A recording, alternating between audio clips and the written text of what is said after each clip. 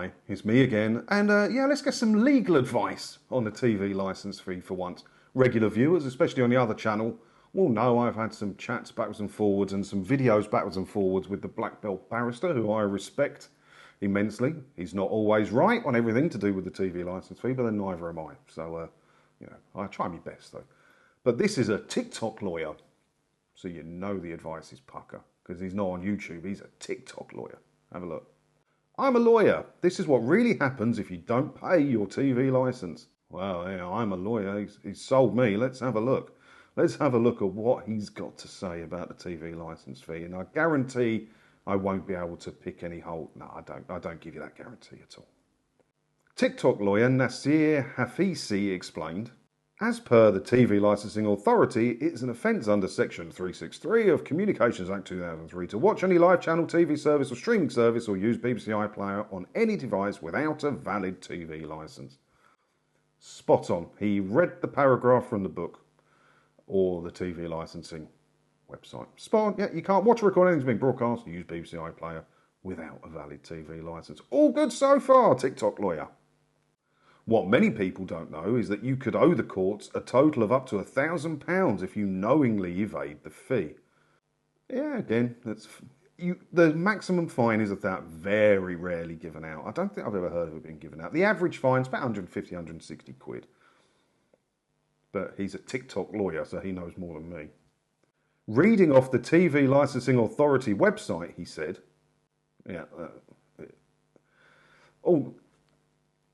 they do put the information on the website, but they're in the business of selling TV licences, so they're going to word it in a way that's going to sell more TV licences.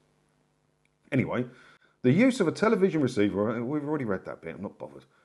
Despite this, Hafisi urged his viewers not to worry, telling them the warning should be taken with a pinch of salt, providing you don't ignore any fines. Okay, yeah, you should. You should take those warnings with a pinch of salt. Let's see if the reason he says that is the same reason I say that, which I will tell you. But you probably already know if you watch this channel anyway. In some cases where there is a refusal to pay the fine and all other enforcement methods have tried, a person can be sent to jail. Again, true, if you get the fine, you don't pay the fine, they can't enforce it, yeah, it's possible. Rare, but possible.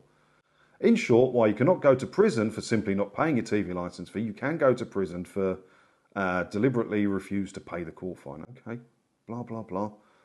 There he goes on about women, females. Pretty much what I expected from a TikTok lawyer there. I would have liked him to have said something along the lines of, because he talks about the prosecutions down here.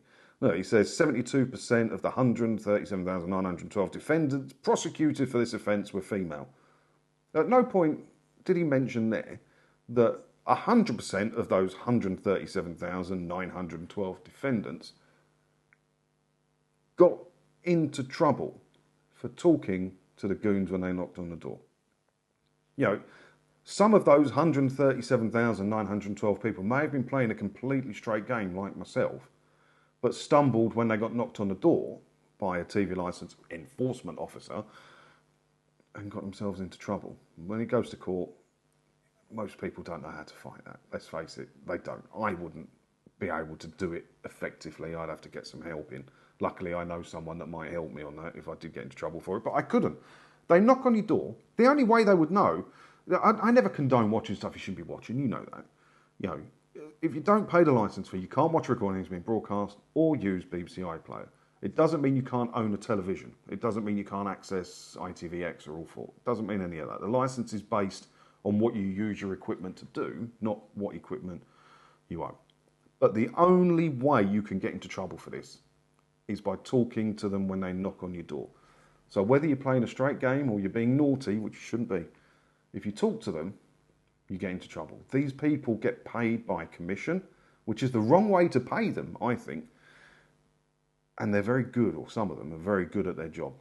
They know the longer they keep you talking, the more chance you've got of dropping yourself in it, whether you're playing a straight game or not. So those 137,912 defendants all got into trouble by talking to a goon when they knocked on the door. If every single one of those people said, "No thanks, mate," and shut the door as soon as that person identified themselves as from TV licensing, not one of them would have gone to court and been prosecuted for it.